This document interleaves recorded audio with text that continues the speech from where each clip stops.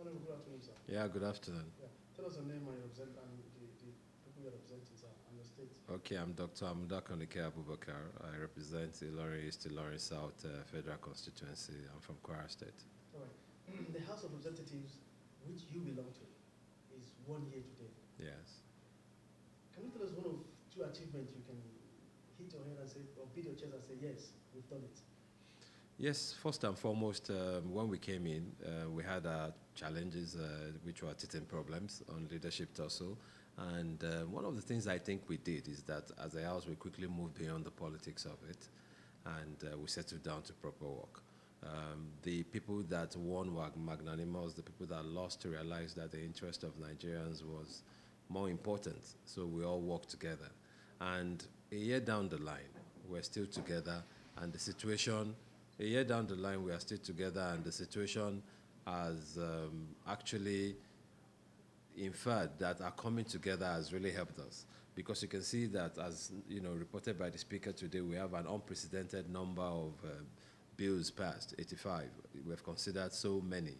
And the motions too, we have about 500 motions considered, over close to 500 bills, 85 passed. It is actually is historical. We have broken new grounds. That has not been done before in the history of the National Assembly since return to democracy. So I think this is a major milestone. And one thing that I think has helped us in achieving this is that from inception, we had a very robust debate on our legislative agenda.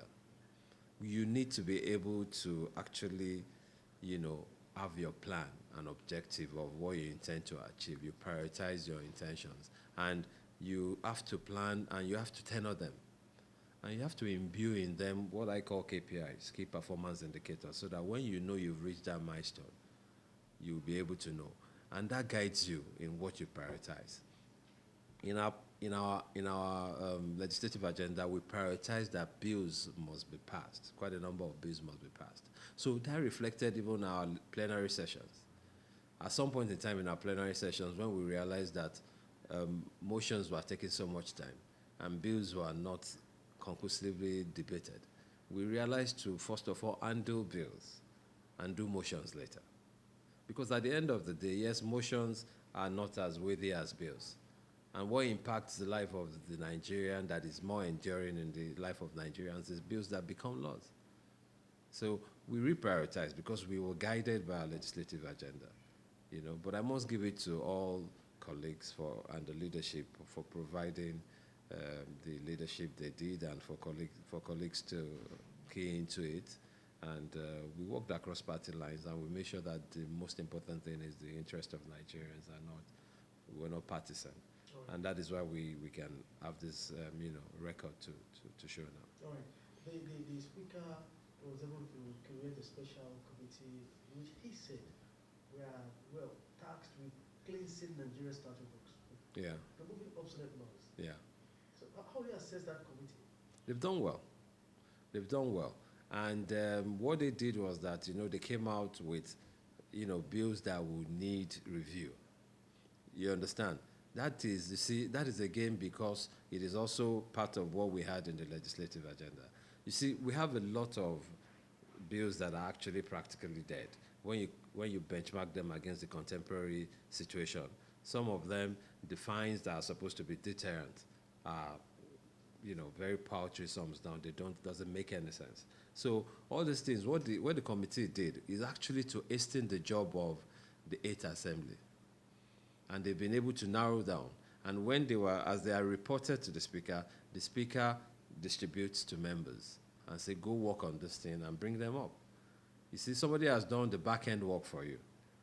So what I expect Nigerians to see in the elapse of this 8th Assembly is that there will not be any obsolete law, for instance.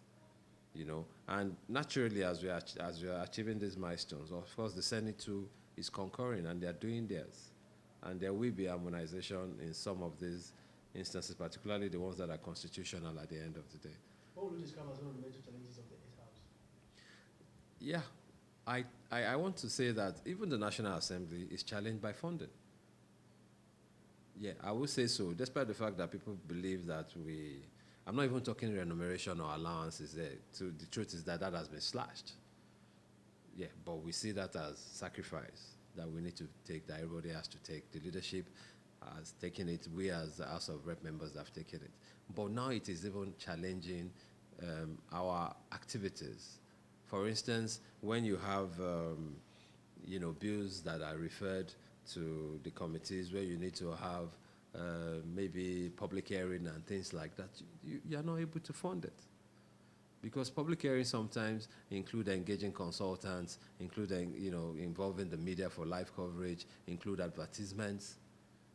The money, the paltry nature of our finances too is affecting that we can drive some of those things. And if you just oppose this against, the fact that we wanted bills and activities of the committees not to slow down the 8th Assembly, there was a law that says that there's an elapse of time. I said most of the things are tenor. There's an elapse of time wherein if the committee does not act, say 30 days after referrals are made to them, it has to be brought back to the floor.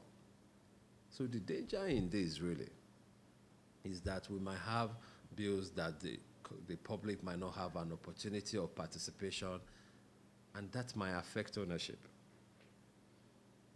So one of the things some of us are saying is that when we were putting these laws in our other book, we did not anticipate the challenge of finances, that would be a deterrent to some of these public hearings. We were just considered about fast-pacing the committee activity. You understand? But right now we have the financial challenge. And that law is a law that we still have to conform to. And the situation of the finances has not changed. It's actually a dilemma. That to me and that's why I say finances is actually a major challenge to our activities. I'm sure the leadership will know more, but at the level of committee and committee activities, that is what our experience is. All right. Thank you very much, sir. Thank you.